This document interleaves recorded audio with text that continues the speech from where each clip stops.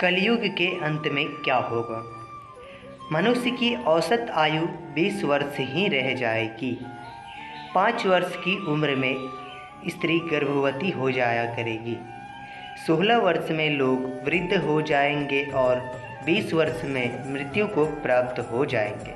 इंसान का शरीर घटकर बौना हो जाएगा। ब्रह्मवैवर्त पुराण में बताया गया है कि कलयुग में ऐसा समय भी आएगा जब इंसान की उम्र बहुत कम रह जाएगी। युवा अवस्था समाप्त हो जाएगी। कली के प्रभाव से प्राणियों के शरीर छोटे छोटे क्षीण और रोगग्रस्त होने लगेंगे। श्रीमद् भागवत के 12 स्कंद में कलयुग के धर्म के अंतर्गत श्री सुखदेव जी परीक्षित जी से कहते हैं, ज्यों-ज्यों घोर कलयुग आता जाएगा त्यों-त्यों उत्तरोत्तर धर्म, सत्य, पवित्रता, क्षमा, दया, आयु, बल और स्मरण शक्ति का लोप होता जाएगा।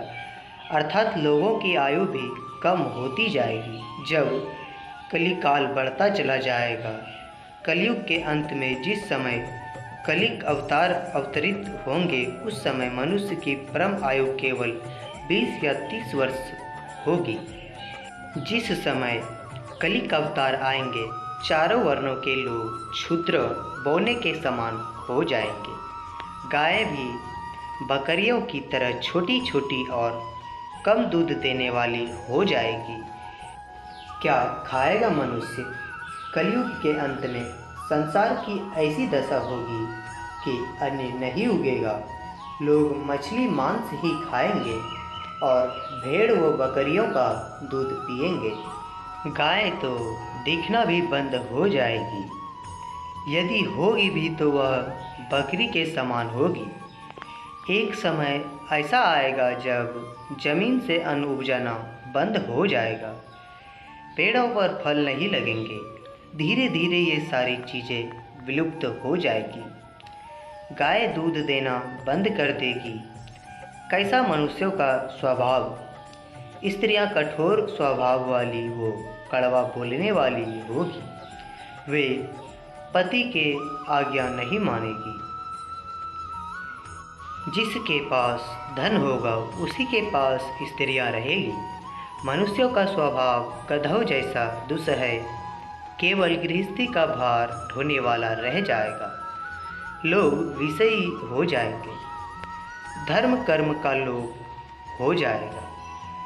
मनुष्य जपरहित, नास्तिक, जुआ, श्राप, चोर, पर स्त्री गमन और हिंसा ही धर्म होगा। सभी एक पुत्र पिता का और पिता पुत्र का वध करके भी कलयुग में समाज हिंसक हो जाएगा। जो लोग बलवान होंगे उनका ही राज चलेगा। मानवता नष्ट हो जाएगी। सारा जगत मृत हो जाएंगे। इसमें संशयम भाई दूसरे भाई का एक हाथ दूसरे हाथ को लूटेगा। कलयुग में लोग श्राप शास्त्रों से और विमुख हो जाए। धर्म होगा। पुत्र अनैतिक पिता का साहित्य ही लोगों की पसंद हो जाएगा। वध करके भी उद्विग्न नहीं होंगे। अपनी प्रशंसा के लिए लोग बड़ी बड़ी बातें बनाएंगे, किंतु समाज में उनकी निंदा नहीं होगी। उस समय सारा जगत म्लेच्छ हो जाएगा। इसमें संशयम नहीं। एक हाथ दूसरे हाथ को लूटेगा। कलयुग में लोग शास्त्रों से विमुख हो जाएंगे। अनैतिक साहित्य ही लोगों की पसंद हो जाएगी। बुरी बातें और बुरे शब्दों का ही व्यवहार किया जाएगा। स्त्री और पुरुष दोनों ही अधर्मी हो जाएगी। स्त्रियां पतिव्रत धर्म का पालन करना बंद कर देगी और पुरुष भी ऐसा ही करेंगे।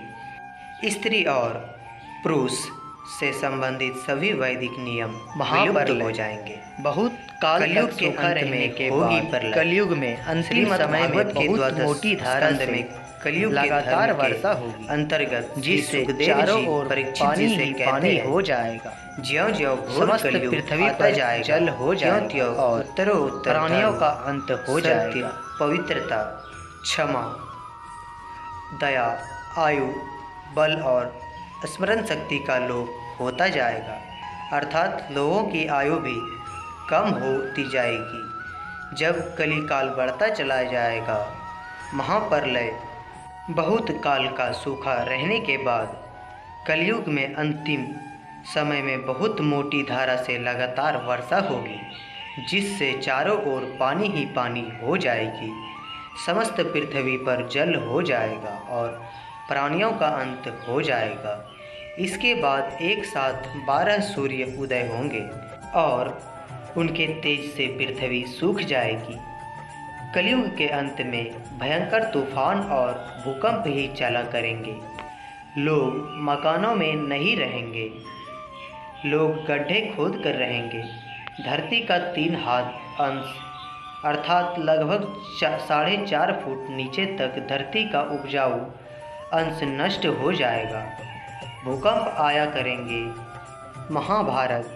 महाभारत में कलयुग के अंत में प्रलय होने का जिक्र है, लेकिन यह किसी जल प्रलय से नहीं, बल्कि धरती पर लगातार बढ़ रही गर्मी से होगा। महाभारत के नव पर्व में उल्लेख मिलता है कि कलयुग के अंत में सूर्य का तेज इतना बढ़ जाएगा कि 7 समुद्र और नदियाँ सूख जाएगी। समवर्तक नाम की अग्नि धरती को पाताल तक भस्म कर देगी। वर्षा पूरी तरह बंद हो जाएगी, सब कुछ जल जाएगा।